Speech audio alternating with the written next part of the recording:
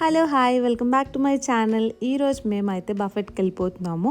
అసలు యూరోప్లో మన బఫెట్స్ ఎలా ఉంటాయి, మన ఇండియన్ ఫుడ్ టేస్ట్ ఎలా ఉంటుందో ఈరోజు నేను మీకు చూపిస్తాను, చూసేయండి.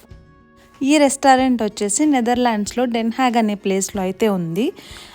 ఇంకా మీరు చూస్తున్నారు కదా, అంబియన్స్ అయితే చాలా బాగుంది. అండ్ ఫుడ్ మాత్రమే మనకి అన్లిమిటెడ్గా ఇస్తారు. అండ్ అక్కడ ఉన్న డ్రింక్స్ ఏవైనా సరే మళ్ళీ మనం మనీ పే చేయాలి.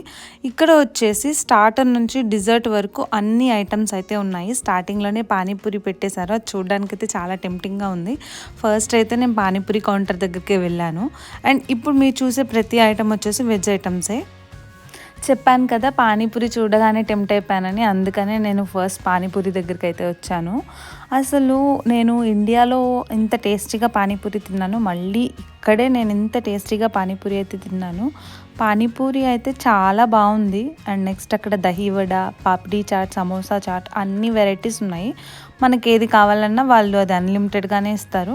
ఇంకా మేము ఓన్లీ అది ఒకటే తింటే వేరేవి టేస్ట్ చేయలేమని చెప్పేసి ఇంకా అంత లిమిట్గానే తినడం స్టార్ట్ చేసాము. ఇప్పుడైతే ఆయన పాపిడీ చాట్ అయితే ప్రిపేర్ చేస్తున్నారు. చూడడానికి అయితే చాలా బాగుంది, అందుకని నేనైతే వీడియో తీసుకున్నాను.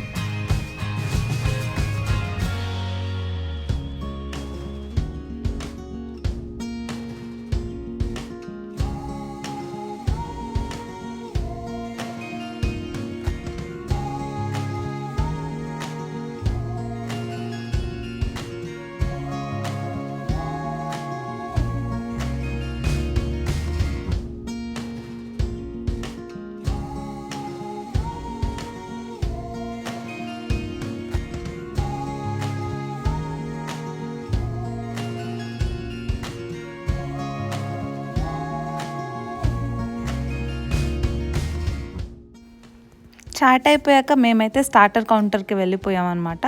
స్టార్టర్స్ కూడా చాలా బాగున్నాయి. ఆ తర్వాత మెయిన్ కోర్స్ మాత్రం నాకేం పెద్దగా నచ్చలేదు.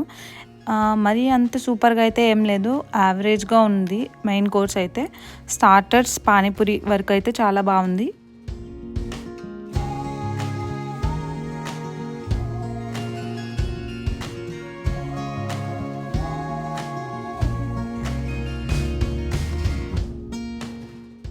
నెక్స్ట్ అయితే నా ఫేవరెట్ కౌంటర్, డిజర్ట్ కౌంటర్కి అయితే వచ్చేసాను. ఇవన్నీ చూస్తేనే కడుపు నిండిపోయినట్టు అనిపిస్తుంది.